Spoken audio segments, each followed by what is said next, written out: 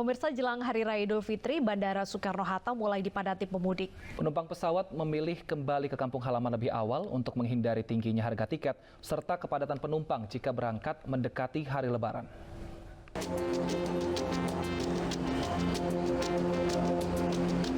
H-7 jelang Idul Fitri, suasana Terminal 1A Bandara Soekarno-Hatta mulai dipadati pemudik yang menggunakan transportasi udara sejak pagi. Penumpang pesawat memilih kembali ke kampung halaman lebih awal, menghindari tingginya harga tiket, serta kepadatan penumpang jika berangkat mendekati hari Lebaran. Pada hari ini saja, harga tiket sudah mulai merangkak naik dibanding hari biasa. Kenaikan berkisar antara 40 hingga 50%. Menghindari penumpukan penumpang atau gimana ini untuk pulang lebih awal? Oh iya, niatnya juga gitu. Terus harganya juga lebih murah kalau yang awal. Kalau yang seminggu sebelum Lebaran itu udah naik. Karena peningkatan jumlah penumpang terus terjadi, PT Angkasa Pura II mendirikan 3 posko mudik di setiap terminal. Hal ini guna membantu kelancaran operasional, kenyamanan, dan keamanan para penumpang. Kami dari Angkasa Pura II sudah mengaktifkan posko angkutan lebaran. Itu terhitung sejak tanggal 22 April yang kemudian direncanakan akan berakhir di 10 Mei 2022. Pengelola Bandara Soekarno-Hatta memprediksi puncak arus mudik lebaran akan terjadi pada H-2, seiring dengan sudah dimulainya libur cuti bersama. Dari Tangerang, Banten, Hasnugara, iNews melaporkan.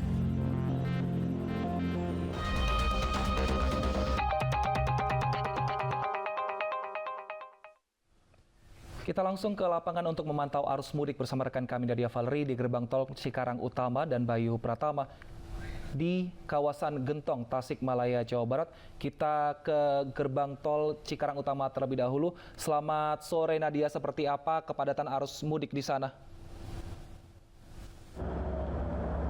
Ya, selamat sore Wilson, Benedetta dan juga pemirsa. Berdasarkan pantauan kami di gerbang tol Cikampek Utama sore hari ini, tempat saya melaporkan tepatnya di gerbang tol Cikampek kilometer 47. Saat ini untuk situasinya terpantau lancar, bahkan relatif sepi.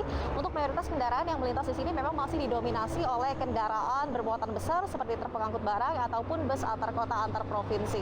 Nah, untuk PT Jasa Marga di sini, Benedetta, Wilson sudah memprediksi untuk puncak arus mudik di sini diperkirakan akan jatuh pada Kamis 28 April hingga Jumat 29 April 2022 mendatang, di mana untuk prediksi pada hari ini jumlah kendaraan diperkirakan akan melintas 32.000, sementara pada Kamis 28 April mendatang diperkirakan jumlahnya akan melonjak hingga 3 kali lipat, yakni ada 93.000 kendaraan yang diperkirakan akan melintas melewati gerbang tol Cikampek Utama ini. Sementara untuk Jumat 29 April yang diprediksi akan meningkat menjadi 4 kali lipat, di mana diperkirakan akan ada 131.000 kendaraan yang melintas melewati gerbang tol Cikampek Utama pada Jumat 29 April mendatang. Menurut Wilson, oleh karena itu PT Jasa Marga dan juga Korlantas Polri menghimbau kepada masyarakat yang ingin melakukan perjalanan mudik untuk dapat melakukan perjalanan lebih awal untuk menghindari penumpukan penumpang dan juga kemacetan yang diprediksi akan terjadi pada puncak arus mudik 28 hingga 29 April 2022 mendatang. Dan nantinya juga pada puncak arus mudik tersebut, Korlantas Polri akan melakukan rekayasa lalu lintas dalam 3 skema, yakni kontraflow, one way, dan juga ganjil genap. Dan juga memang untuk hari ini di ruas tol Cikampek ini sudah diberlakukan tadi ganjil genap siang tadi pukul 11 hingga pukul 13 waktu Indonesia Barat, di mana untuk ganjil genap di sini diberlakukan dengan membagi kendaraan berdasarkan plat nomor. Untuk kendaraan dengan plat nomor ganjil sesuai tanggal hari ini 25 April diperbolehkan melintas melewati gerbang tol Cikampek Utama. Namun untuk kendaraan dengan plat nomor yang tidak sesuai atau kendaraan dengan plat nomor genap ini hanya diperbolehkan untuk keluar di Karawang Barat ataupun dialihkan ke jalur arteri. Dan tadi diperkirakan sudah ada sekitar 50 kendaraan yang dikeluarkan karena tidak sesuai dengan plat kendaraan pada aturan ganjil genap. Untuk itu, Wilson, Benedetta, kami juga menghimbau kepada para pemudik yang akan melewati gerbang tol Cikampek Utama ini untuk dapat memperhatikan dan juga menyesuaikan plat nomor kendaraan dengan waktu mudiknya ataupun menghindari pelaksanaan ganjil genap agar dapat melintas di tol Cikampek ini tanpa terkendala apapun. Dan untuk memantau bagaimana situasi di Gentong sudah ada rekan kami Bayu Pradana. Silakan dengan laporan Anda, Bayu. Terima kasih rekan Nadia Valeri. Nah, sama seperti di titik Anda, di titik saya berada saat ini yaitu di jalur Gentong. Ini juga sama, masih terlihat sepi dan juga lancar. Memang menurut pantauan dari beberapa pos yang ada di sini, ini masih terpantau sama seperti hari-hari biasanya. Ini artinya belum terlihat adanya peningkatan volume untuk arus mudik di Idul Fitri 1443 Hijriah ini. Namun meski demikian, masih ada beberapa hal yang harus Anda antisipasi pemirsa apabila Anda salah satu dari pemudik yang akan melintasi di jalur Gentong ini. Di antaranya ada beberapa titik seperti di Pasar Jalan Lawo, Malangbong. Ini yang diperkirakan ini akan terjadi kemacetan. Selain Pasar Jalan Lawo, ini juga akan diprediksi akan terjadi kemacetan, yaitu di Simpang Malangbong yang juga ini sudah berdiri ada pos terpadu di sana untuk mengantisipasi adanya kemacetan. Bersama juru kamera Enggar Listiar, kita melihat seperti apa jalur Gentong di sore hari ini yang memang masih terlihat sepi seperti yang kami sebutkan tadi. Dan juga memang meski demikian juga untuk di jalur Gentong sendiri, artinya di Tasikmalaya ini masih ada juga sejumlah titik yang mesti Anda antisipasi di saat nanti prediksi arus mudik memuncak, yaitu di tanggal 28 mendatang.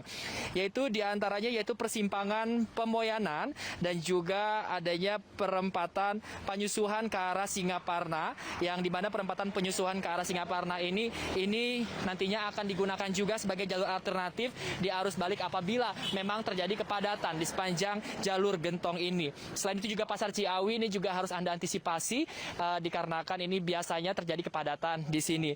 Nah, untuk mengantisipasi adanya kepadatan dan juga kemacetan ini juga sejumlah petugas ini juga sudah memberikan nantinya adanya antisipasi seperti adanya pengalihan arus, di mana nantinya akan ada di pengalihan arus ke Pasar Ageng dan juga Penumbangan yang ke arah Ciamis. Ini nantinya adalah jalur dari Bandung ke arah Ciamis yang nantinya akan dilakukan pengalihan arus. Sementara itu antisipasi lainnya memang kami lihat sudah berdiri sejumlah posko, di mana posko salah satunya tempat kami berdiri saat ini sudah berdiri sejak tanggal 23 hari Sabtu lalu, di mana selain anggota kepolisian juga nantinya akan ada anggota TNI yang akan siaga di sini.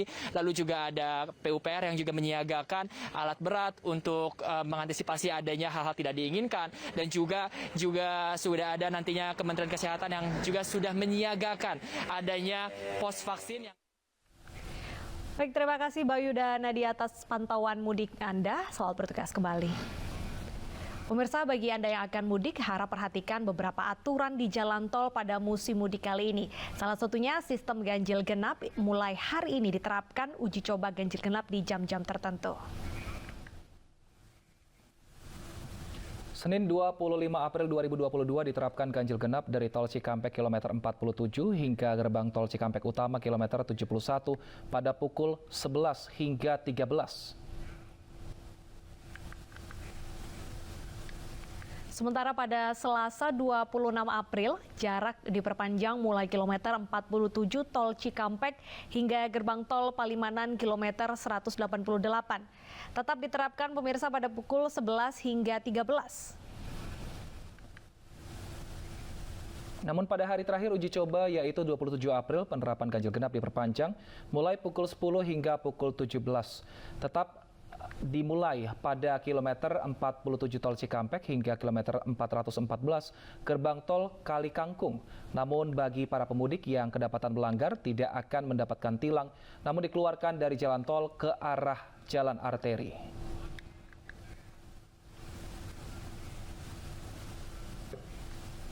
Pemerintah akan menggratiskan tarif tol jika terdapat kemacetan di gerbang tol melebihi 1 km saat mudik lebaran. Menggratiskan tarif tol sebagai upaya memberikan layanan secara maksimal selama musim mudik.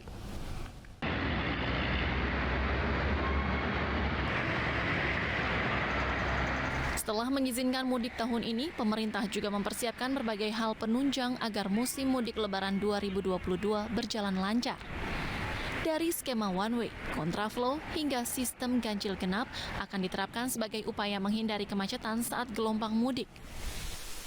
Agar semua bisa berjalan optimal, pemerintah melalui Menteri Perhubungan Budi Karya Sumadi menyatakan akan menggratiskan tarif tol jika terjadi kemacetan hingga lebih dari 1 km di gerbang tol. Keputusan ini diambil agar pengelola jalan tol melakukan upaya maksimal untuk menjamin kelancaran arus mudik. Nantinya penerapan kebijakan tarif tol gratis akan diatur oleh Kakor Lantas Polri. Tahun ini, Kemenhub memprediksi ada 85,5 juta orang mudik, di mana 40 juta diantaranya menggunakan kendaraan pribadi dan sebagian menggunakan jalan tol. Tim Liputan iNews melaporkan.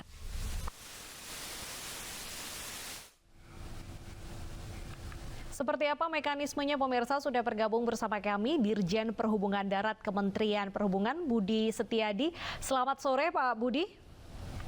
Ya, selamat sore Mbak. Baik, Pak Budi, bagaimana penerapan sistem gratis bayar tol jika terjadi kemacetan 1 km? Ini perhitungan titik kemacetannya dari mana Pak? Ya, itu atas rapat koordinasi terakhir di mana ada Pak Menteri Perhubungan, kemudian ada juga Dirut Jasa Raja dan juga ada dari Kepala BPJT, bahwa kalau di pintu-pintu tol nanti akan terjadi antrian, terutama adalah saat gate masuk ya di tol. Namun demikian sebetulnya kalau menurut saya potensi antrian seperti ini karena dulu itu kan persoalannya menyangkut masalah gate yang di Palimanan. Nah sekarang di gate Palimanan itu sudah dibebaskan atau tidak, kemudian ada transaksi lagi. Jadi yang kemudian mungkin menurut saya potensi ada antrian mungkin adalah di Cikampek Utama di KM 70.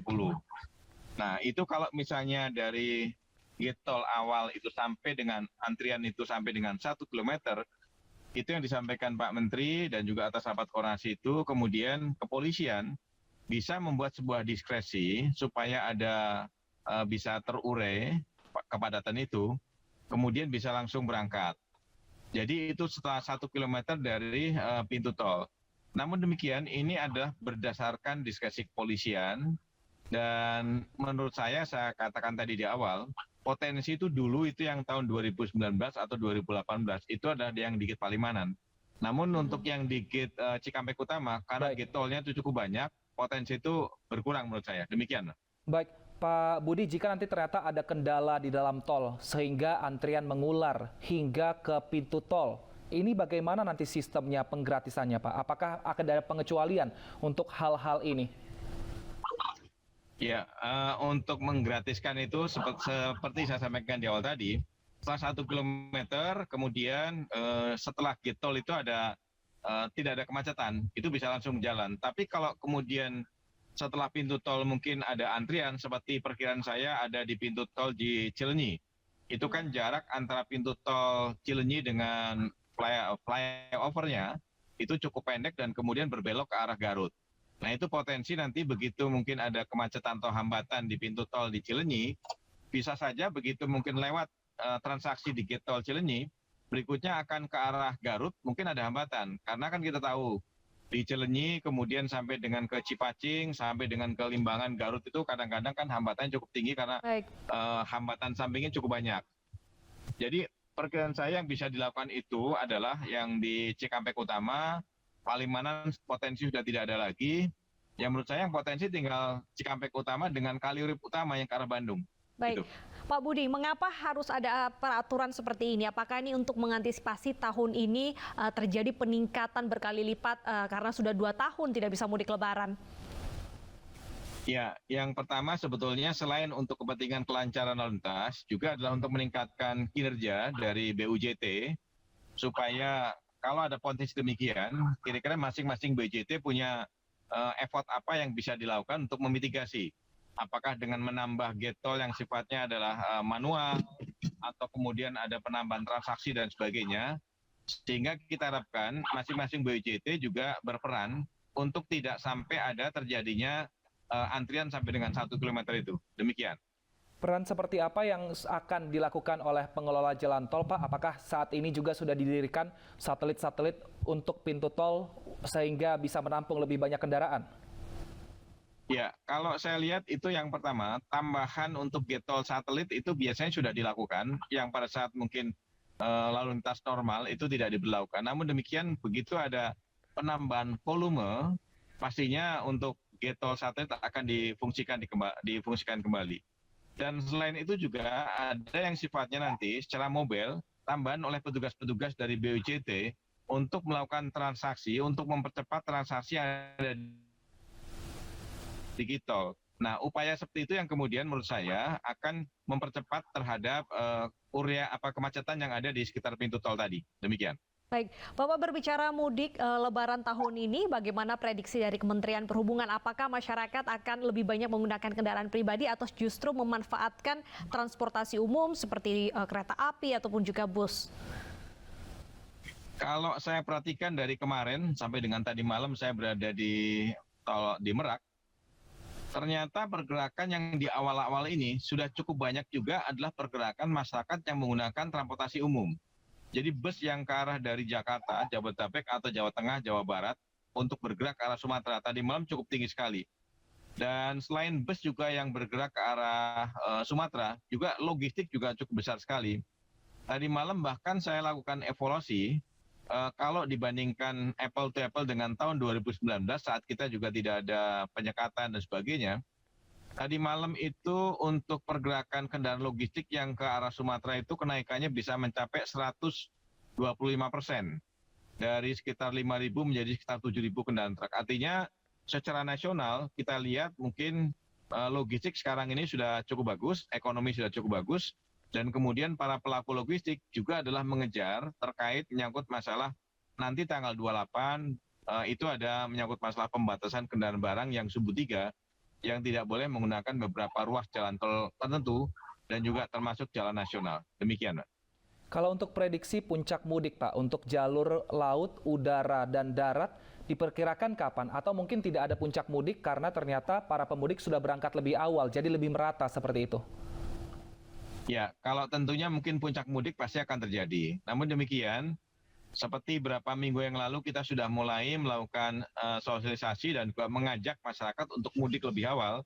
Dan tadi malam kalau perkiraan saya sudah terjadi, banyak masyarakat yang saya tanya di beberapa simpul transportasi, terutama yang di Pulau Gebang dan yang di Merak juga, mereka menyampaikan kami mudik lebih awal, Pak, untuk menghindari kemacetan.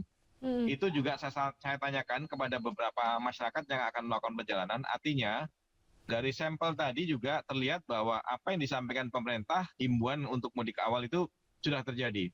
Dan tadi malam juga pergerakan kendaraan-kendaraan pribadi yang dari arah Jawa ke arah Sumatera itu cukup banyak sekali. Baik. Dan mereka juga menyampaikan bahwa mudik lebih awal karena memang himbauan pemerintah dan juga terkait menyangkut masalah hal-hal yang perjalanan mereka cukup jauh. Saya tanya tadi malam itu adalah masyarakat yang berangkat dari Semarang ke arah Padang. Jadi menurut saya perjalanan yang memakan waktu cukup jauh itu masyarakat pasti akan berangkat lebih awal dibandingkan dengan nanti puncak mudik tanggal 28. Demikian.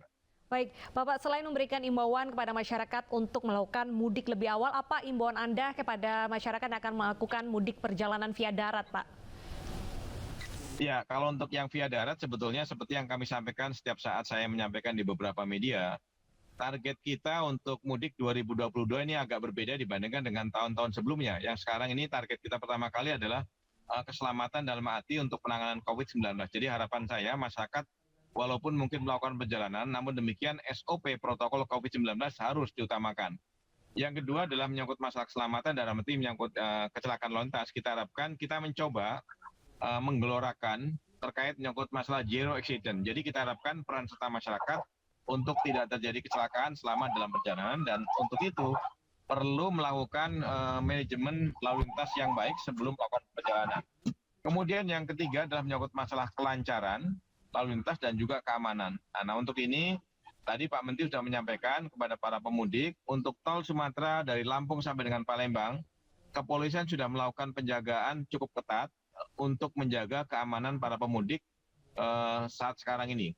Dan kelancaran juga kita lakukan, makanya ada skema sampai ganjil genap, one way dan sebagainya. Itu adalah untuk menjamin pemerintah hadir untuk melancarkan beberapa infrastruktur jalan tol maupun nasional untuk kelancaran lintas sehingga tidak terjadi kemacetan. Demikian, Pak.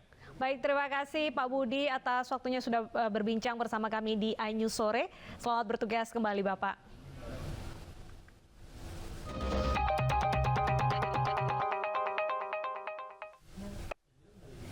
Setelah buron selama 1 bulan, pelaku pembakaran mahasiswa di Yogyakarta ditangkap. iNews Sore akan kembali usai jeda dengan informasi selengkapnya.